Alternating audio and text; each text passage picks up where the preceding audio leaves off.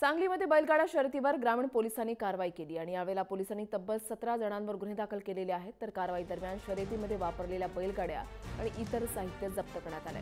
सांगली जवळच्या कौलापूरमध्ये बेकायदा शर्यत सुरू होती अशी माहिती पोलिसांना मिळाली होती आणि या माहितीच्या आधारे पोलिसांनी घटनास्थळी जाऊन कारवाई करत 2 बैलगाड्या, 4 बैल, 1 घोडा आणि 2 टेम्पो जप्त केलेले आहेत। या प्रकरणी 6 जणांना ग्रामीण पोलिसांनी ताब्यात घेतलं असून इतर आरोपींचा शोध सुरू असल्याची माहिती पोलीस उपनिरीक्षकांनी दिली आहे।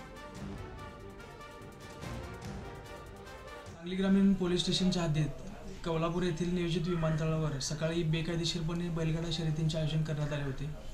माननीय वरिष्ठांनी दिलेल्या सर्व आदेशांप्रमाणे आम्ही घटनास्थळी पोहोचून त्या ठिकाणी बैलगाडा शर्यतीचे आयोजन करणारे आयोजक, काही बैलगाड्या त्यासोबत काही जनावरे ताब्यात घेतलेली आहेत आणि त्या अनुषंगाने सांगली ग्रामीण पोलीस ठाण्यात गुन्हा दाखल झालेला आहे।